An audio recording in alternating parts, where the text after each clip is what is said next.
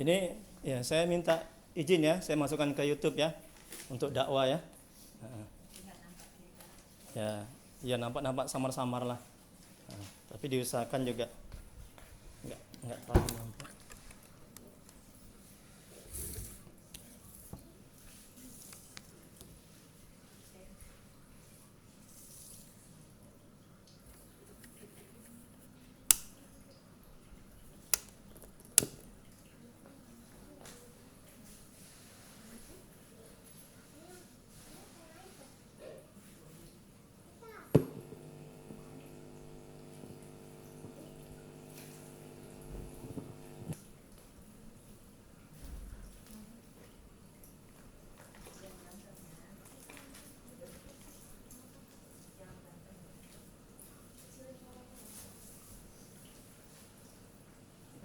Nanti Bu. Nah, nanti.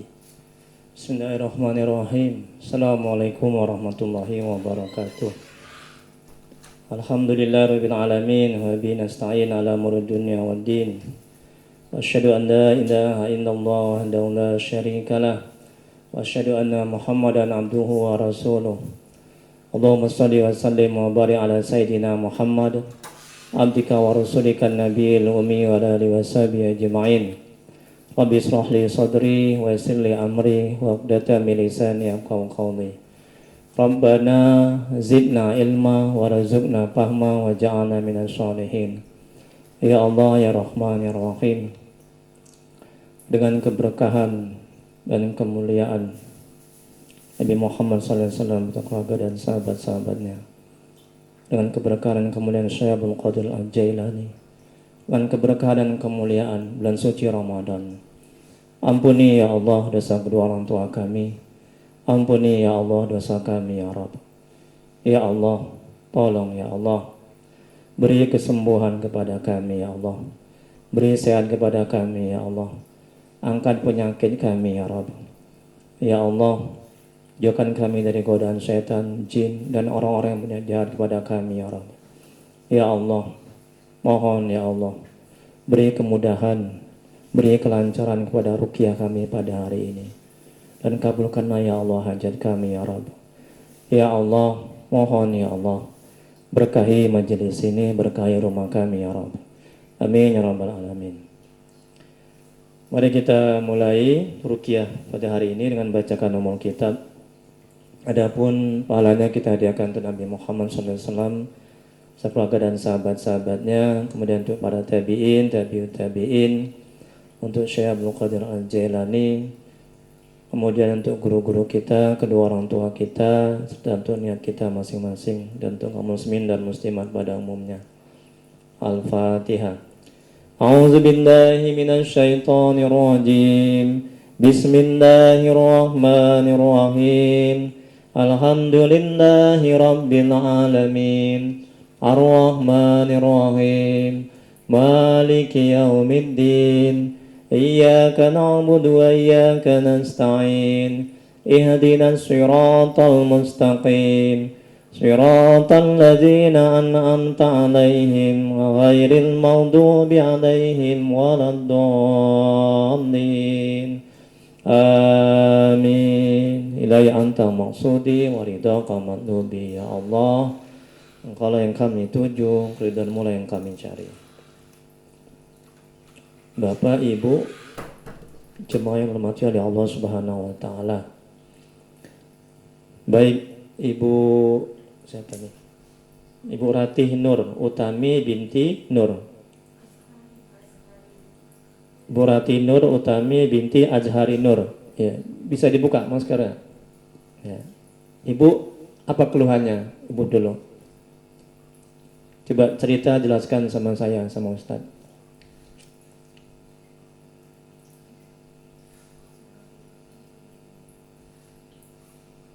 Sering ribut di rumah. Perkara kecil, perkara besar juga. Ya, apapun ya.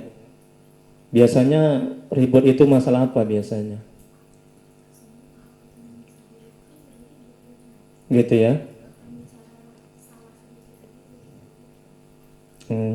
Tadi sebelum kemari apa yang Ibu rasakan? Hati, akal, pikiran Ibu, badan Ibu apa yang dirasakan sebelum kemari?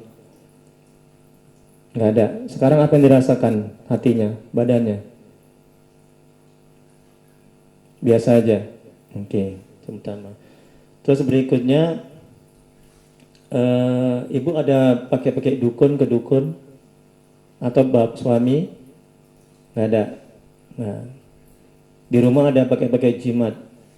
Nah, jadi ini harus jujur ya. Kalau nggak jujur nanti nggak akan sembuh. Nah, jadi bukaan aja, terang-terangan aja ya, agar membantu kesembuhan. Kemudian ibu ada buat jahat sama orang, menzolimi, menyakiti, ada musuh?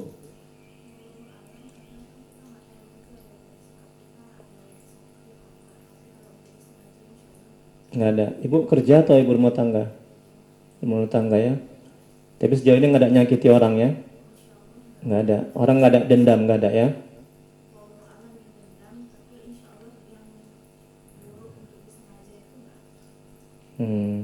Itu ya. Tapi ada nggak curiga sama orang gitu? Yang gejala-gejala orang itu nggak ada niat nggak baik sama ibu, entah dia iri, dengki atau nggak suka sama ibu, ada? Ipar ya? Oh, oke. Nah, kan di sini kan sudah mulai terang kan masalahnya. Terus sampai dia sempat nggak ada gejala-gejala mau nyantet ibu atau berbuat yang lebih fatal untuk melukai ibu, nggak ada. Mm-mm. Dulu dia pernah berusaha membunuh ibu. Masalahnya sampai sekarang dia masih dendam. Hmm, kurang baik. Ya, jadi bapak ini ya sama ibu, ini kan aib, ya, jangan disebar. Haram, dosa besar. Sesama mukmin harus menutup aib, ya, keburukan. Nanti ibu juga begitu, ibu juga dibuka keburukan ibu. Boleh kita membuka keburukan yang pertama sama orang tua, yang kedua sama seorang ustadz. Kalau nggak dibuka, mana tahu ustadz solusinya, betul? Ya kan? Yang ketiga sama hakim. Kalau seseorang mau bercerai, betul kan? Pak Hakim, suami saya keburukannya ini. Kalau nggak diceritakan, mana tahu hakim yang memutuskan, betul? Tiga itu aja, sama yang lainnya tidak boleh. Ya, ini saya wanti-wanti dulu untuk itu. Jangan malu-malu, jangan tertutup, agar semuanya bisa selesai ya, bisa baik solusinya, bisa di apa namanya ya, bisa baiklah solusinya ya, bisa ada solusinya nantinya. Oke, jadi sekarang masih bermusuhan, masih juga. Oke, jadi ibu mau kan sehat kan? Kalau ibu mau sehat, ibu minta maaf. Kalaupun ibu nggak salah, ibu minta maaf aja. Karena kalau kita masih dendam sama orang, nggak memaafkan, ataupun kalau misalnya kita pun salah, udah kita maaf aja, kita nggak mau memaafkan, itu Allah nggak akan mau bantu kita, nggak akan mau menyembuhkan kita, nggak akan mau menyehatkan kita. Kalau kita ada salah sama Allah, gampang, cukup bertobat, betul. Tapi syarat tobat juga kita mesti minta maaf sama orang yang kita zolimi, yang kita sakiti. Kalaupun kita nggak salah, ya kita minta maaf aja. Nah, jadi dengan begitu insya Allah akan memberikan kesembuhan, kesehatan, dan kita akan diberikan kemudahan untuk bertobat kepada Allah. Jadi kalau ibu nggak minta maaf, ini nggak akan terbantu ini. Nah, dari sini sudah tahu masalahnya kan? Ini masih ada lagi 18 ini. Sekarang kita uraikan, kita jelaskan. Ciri-ciri orang yang harus diruqyah syariah. Nah, jadi ruqyah ini adalah perintah Nabi, perintah Rasul, ya. Ini sunnah ini hukumnya. Jadi gejala-gejala medis dan non medis yang terjadi. Jadi di checklist, ya Bu ya. Kemudian Nanti setelah selesai di ruqyah, nanti di rumah sering perjalanan waktu ini ditengok-tengok lagi, yang kira-kira yang sudah sehat itu disilang, ya disilang dari yang 18 ini. Nah, kemudian bagi yang belum sehat itu bisa ruqyah mandiri. Nanti ini ada caranya di rumah. Udah, saya juga bantu dari jarak jauh, saya ruqyah juga. Alhamdulillah ini juga banyak yang saya ruqyah dari jarak jauh, termasuk juga mama. Satu rumah tinggal sama mama, nggak bisa ya. Oke. Udah. Nah, kalau misalnya pun ibu nggak mau juga boleh datang kemari. Misalnya entah ibu berat ya, atau ibu malas untuk meruqyah mandiri, tapi insya Allah atas izin Allah ini semuanya nih hilang penyakit ini. Yang penting yakin Allah yang kasih sakit, Allah yang juga yang sembuhkan. Makanya kita minta sama Allah, ya. Nah, bukan saya yang kasih sembuh, ya kan? Nah, paham bu? Paham ya. Tapi auranya ini ibu auranya negatif ini. Nah, tapi insya Allah nanti setelah diruqyah dia auranya positif. Jadi maaf, hati saya nggak enak duduk dekat ibu, ya. Jangan sakit hati ya. Nah, jangan sakit hati, jangan tersinggung. Ini untuk demi kebaikan. Ibu ini juga nih auranya lebih berat lagi. Nah, yang pertama maras sholat, cari ilmu agama, baca Quran dan ketaatan lainnya. Betul. Sholat 5 waktu, cari ilmu agama, tiap rajin ya. Oke. Kemudian sering buat dosa yang lain, berantem itulah ya. Oke. Berarti ini silang ya, kosong. Yang kedua, sebagian atau keseluruhan kepala sering merasa pusing-pusing. Di daerah mana? Kiri, kanan, tengah, sini. Itu udah berapa hari? Kira-kira aja.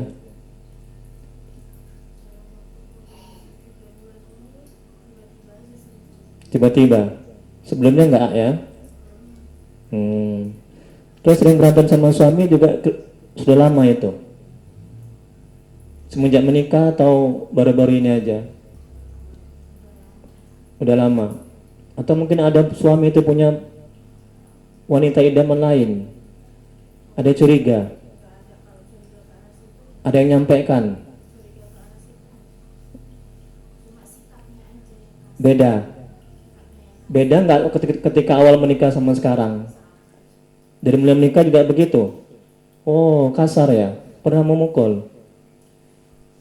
Ada coba minta suami itu diajak diruqyah?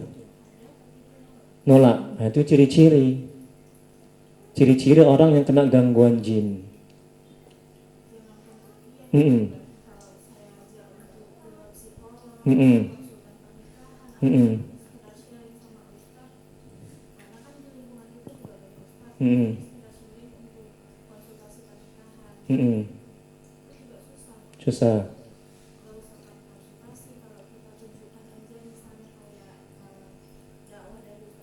Mm-mm. Mm-mm.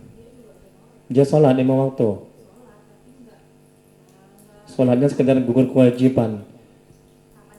Oke, jadi ini juga sebagai pelajaran ya bu ya, buat ibu ya, ini buat bapak dan buat saya juga, ini buat mama juga ya, orang tua ya. Nah, ibu pacaran dulu, maaf ya. Ketika pacaran memang kasar orangnya. Wah, jadi setelah menikah aja nampak tabiat buruknya ya. Oke. Kemudian berikutnya di sini ya sakit ya, tiga bulan ya. Sekarang masih sakit. Tiba hilang. Ketika sakit apa yang ibu lakukan? Istirahat aja. Oke. Berikutnya. Oh iya. Apa penyebabnya?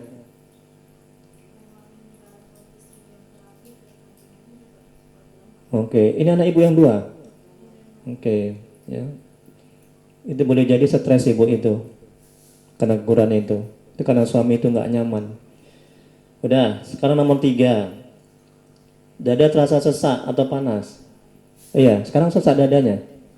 Sebelum datang kemari sesak. Tadi malam. Sering itu terjadi? Sering ya? Oke ya. Tiba-tiba aja ya? Tiba-tiba.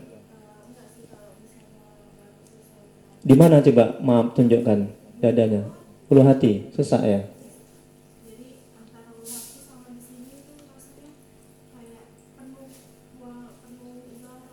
Itu terjadinya pada malam hari, pagi, siang, siangnya maghrib. Nah, kan udah nampak kan? Nah, ini udah ketahuan. Iya. Rumah ibu pernah diruqyah? Rumahnya? Oke, nanti itu kita lanjuti. Di checklist sudah nih ya. Kemudian berikutnya, mesti nomor 3. Leher terasa berat atau kaku? Sebelah mana? Sering. Mungkin salah tidur nggak?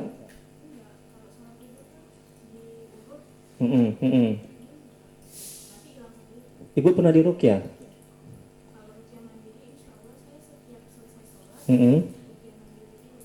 Iya.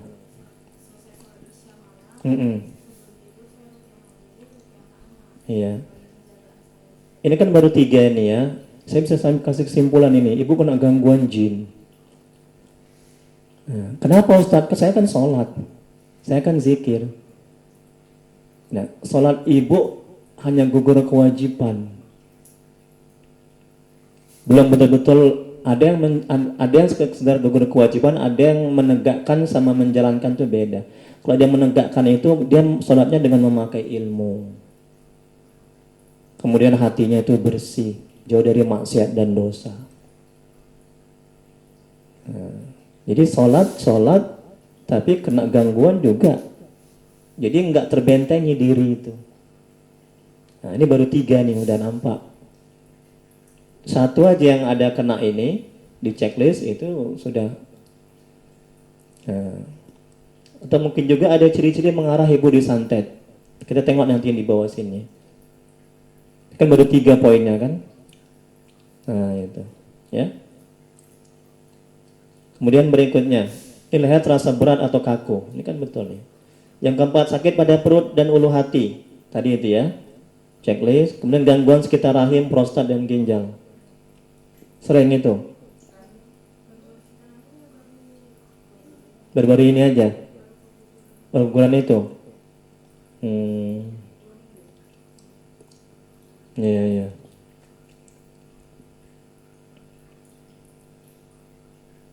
Ibu nggak ada yang gejala yang aneh-aneh ketika hamil itu?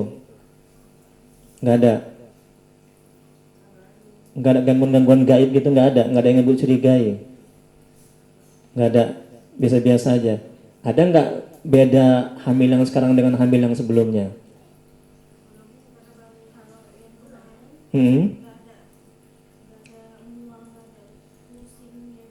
Biasa. Kalau yang sekarang ini, yang keguguran ini,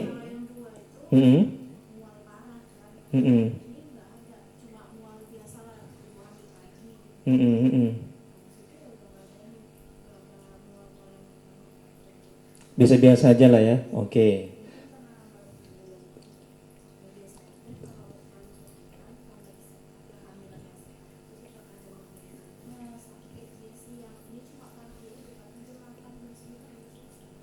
Oke, kita lanjuti. Sakit yang sangat pada jam-jam tertentu. Iya, kira-kira jam berapa itu? Biasanya sakit, entah pusing atau apa, atau sakit ulu hati atau apa. Sering itu ya?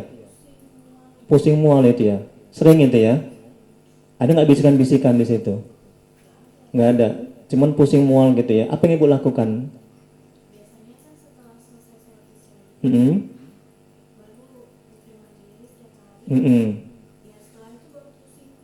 Sering itu ya.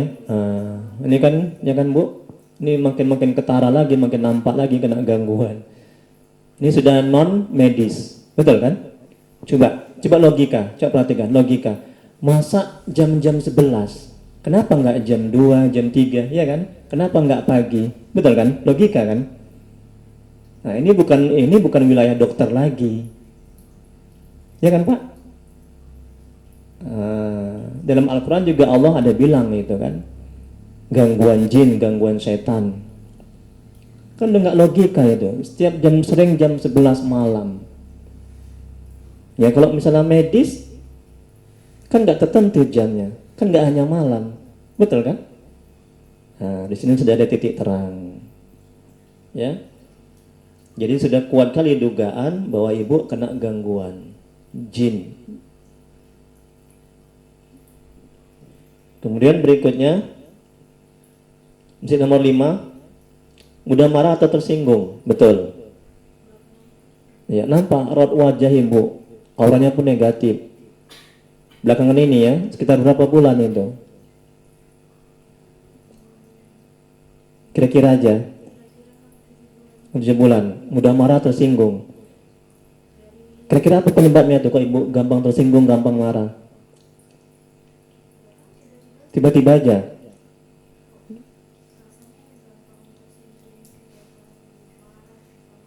Anak-anak sama suami juga, terlebih sama suami ya. Nah satu lagi, ini maaf, ibu jangan sakit hati. Ibu sudah durhaka sama suami. Untuk itu ibu harus minta maaf kalau ibu mau sehat. Jadi nanti pulang nanti, ya ibu minta maaf sama saudara ibu itu. Terlepas ibu salah atau tidak, minta maaf aja udah. Yang kedua sama suami, tapi sama suami dulu, cium tangannya, peluk dia. Minta maaf ya bang ya, kalau saya ada salah. Insya Allah. Ya, seperti jemaah-jemaah saya yang lain itu juga begitu saya suruh. Bahkan di sini dia sama suami istri datang, dia peluk, cium tangan suaminya, dia peluk. Alhamdulillah sembuh, dia sehat. Selama kita nggak minta maaf, Allah nggak akan kasih kesembuhan. Untuk apa ditelepon? Untuk apa ditelepon? Oh, jangan, di rumah nanti, jangan sekarang.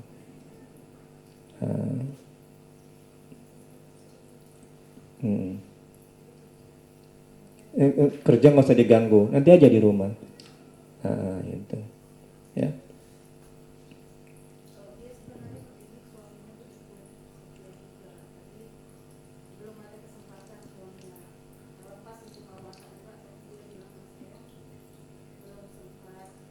Mm-mm.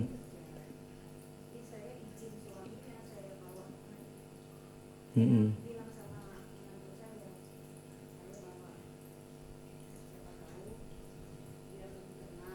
Iya.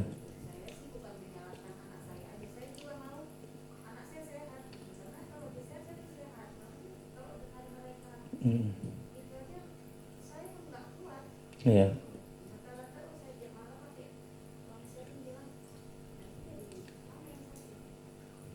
Iya, makanya lebih baik lagi suaminya itu ada.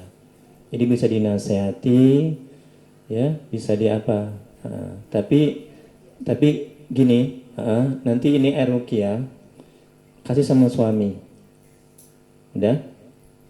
Kira-kira mau nggak dia tuh dikasih ruqyah ini? Kalau menurut perkiraan ibu. Oke. Kalau dia ada gelagat dia mau menolak, bagus diam-diam mengasihnya. Itu yang pertama. Yang kedua, ibu nanti WA saya, dikirim namanya pakai bin, saya ruqyah dari jarak jauh. Semoga dia diberikan hidayah, dia mau datang kemari untuk diruqyah. Ya? Oke, gitu. Datang dia kemari sama ibu juga, nanti saya kasih ceramah. Saya ceramain nanti. Ya, berdua ibu, bertiga lah sama mama. Lebih bagus lagi, berempat, mari saya ceramai. Saya ajak dia ruqyah. Lebih bagus lagi.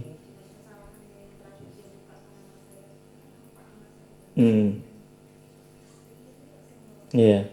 Iya, alhamdulillah. Jemaah-jemaah saya begitu. Suaminya, mertuanya kumpul di sini, saya ceramai, saya doakan, alhamdulillah, baik. Apalagi ini bulan Ramadan kan, dimana setiap doa itu nggak ada yang nggak dikabulkan Allah.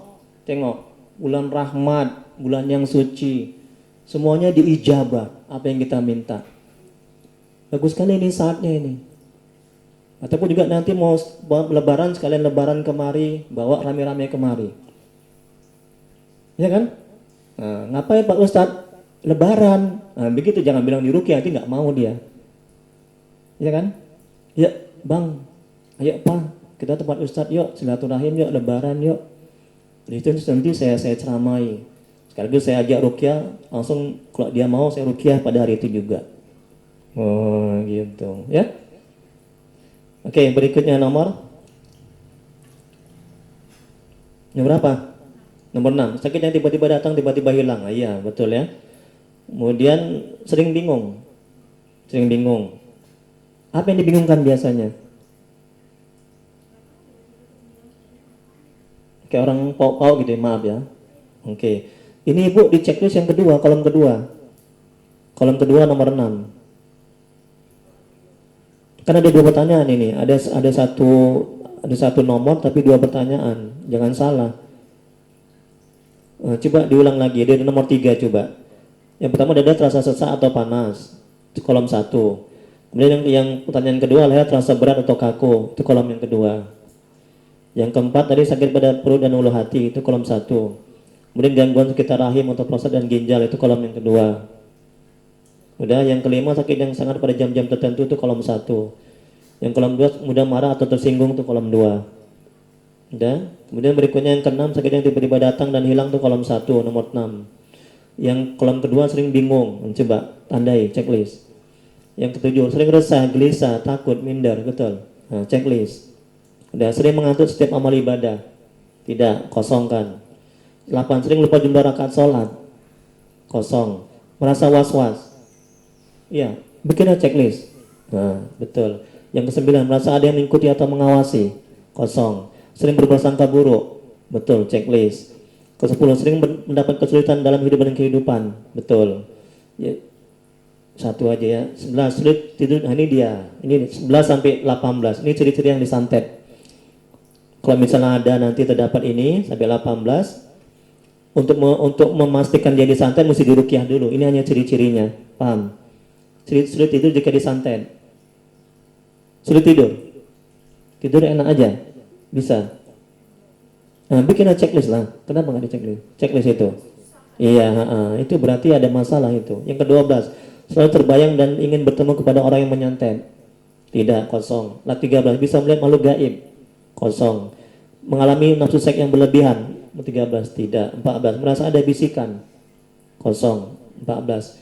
Mesti 14 yang kedua, merasa ada sesuatu yang bergerak dalam tubuh. Kosong. 15, sulit berkonsentrasi. Kosong. Gelisah dan kepanasan saat mendengar Al-Quran. Kosong. 16, suami istri sering bertengkar meskipun masalah kecil. Nah, betul nih ya. Sering bermimpi buruk. 17. Sering bermimpi buruk? Enggak. Sakit pada bagian dada dan asar atau maghrib. Betul. Bikin checklist. Nah, ini sakit pada bagian dada saat asar atau maghrib. Nah, ini ciri-ciri yang disantet ini. Tapi untuk meyakinkan lagi mesti diruqyah dulu untuk memastikan. Ini kan hanya ciri-ciri. Yang 18 terakhir, masa tidak nyaman di rumah? Enggak. Yang 18 sakit bingung tanpa sebab. Iya, checklist lah bikin. Nah, berapa tuh? Banyak kan? Coba satu aja ibu kena ini, itu ibu ada kena gangguan. Itu banyak kali ibu itu kena itu. Nah, jadi diruqyah. Ini cara meruqyah syariah, istighfar 7 kali, selawat 7 kali, syahadat sekali. Ini kirim Al-Fatihah kepada Nabi, keluarganya, sahabatnya, tabiin, Syekh Abdul Qadir Al-Jailani, guru-guru, orang tua, kaum muslimin dan muslimat. Al-Fatihah. Kemudian surat Yasin sekali, ayat kursi 7 kali, surat Al-Fatihah 7 kali, Al-Ikhlas 3 kali, Al-Falaq sekali, An-Nas sekali, tiupkan ke air, doa, minum air dan basuh ke wajah. Kan puasa, ini dalam bidara ya Pak ya Bu ya. Ini dalam bidara ada dalam Al-Quran, ada juga dalam hadis. Ini untuk mengobati segala macam penyakit, terutama kena gangguan. Ini sangat baik ya. Nanti ini diminum habis buka, ibu puasa, diminum habis buka puasa, ya separuhnya lagi dibikin mandi tobat, karena banyak kali dosa. Jadi musibah datang itu buah dari maksiat dan dosa kita, itu kata Allah, ya. Nah, makanya jangan buat dosa. Udah, kemudian ibu berikutnya cara minum yang sudah diruqyah, cara minum air yang sudah diruqyah, istighfar 3 kali, selawat 3 kali, syahadat sekali, baca bismillah, minum, sapukan ke wajah sedikit. Nanti maghrib nanti. Kemudian wajib dilakukan. Ini Bu, tolong dilakukan ini yang 10 ini. Ya, kalau nggak bisa 10 dicicil, terutama sholat 5 waktu. Dan kalau nggak dibuat, nanti nggak akan sehat-sehat nanti. Udah sehat nanti kembang kambuh lagi nanti dia. Yang pertama mandi tobat, nanti pulang nanti mandi tobat. Ya, pakai daun bidara ini separuh. Yang kedua salat sunat tobat 2 rakaat, banyak istighfar, salat 5 waktu, cari ilmu agama, zikir, banyak selawat, banyak baca Quran, jangan buat dosa, doa. Kalau ibu lakukan ini semua ini sekaligus malah baik. Tapi kalau misalnya berat ibu, salat 5 waktu dulu dicicil. Salat 5 waktu nanti perbanyak istighfarnya, perbanyak selawatnya, perbanyak baca Qurannya. Paham ya ibu ya? Nah, insya Allah nanti setelah pulang dari sini ibu sehat. Dah. Sekarang yang Ibu Nobita Sari, apa yang Ibu rasakan? Ini kok nggak ada bintinya, pakai binti. Nah, mesti pakai binti karena Nobita Sari di dunia ini banyak. Memang Allah Maha tahu, ya kan? Nah.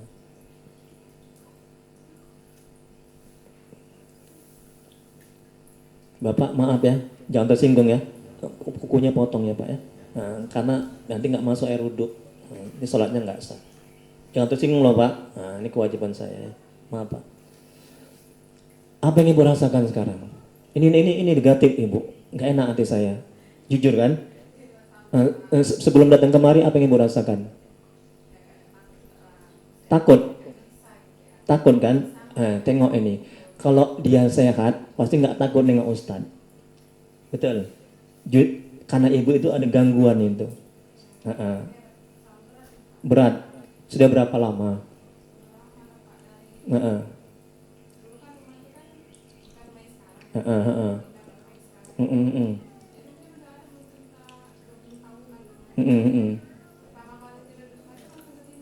Ketindihan. Sampai sekarang. Ketindihan berat kali lah Ibu ya. Sesak dada ya. Nggak bisa napas ya.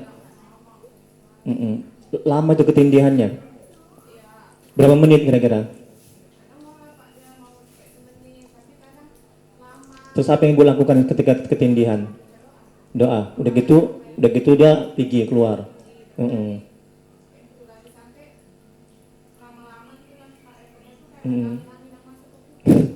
Ya. Terasa. Oke. Ibu coba jujur. Sebelum datang Ibu sama setelah Ibu tadi sholat, apa yang Ibu rasakan? Beda nggak? Beda kan? Lebih tenang, lebih enak ya. Jadi udah sehat, udahlah pulang lah Ibu. Ngapain lagi duduk ya? Ya bercanda. Tunggu, yang kedua, udah pernah diruqyah itu rumah? Nanti ini air ini diruqyah, ya. Rumah itu diruqyah, percikan setiap sudut, bacakan selawat Allahumma sholli ala sayyidina Muhammad. Setiap sudut aja, udah. Tapi jangan sampai habis, sedikit-sedikit aja, percikan. Terutama di kamar itu yang Ibu sering ketindihan itu kan? Di mana-mana. Oke, terus yang kedua apa lagi keluhannya Ibu?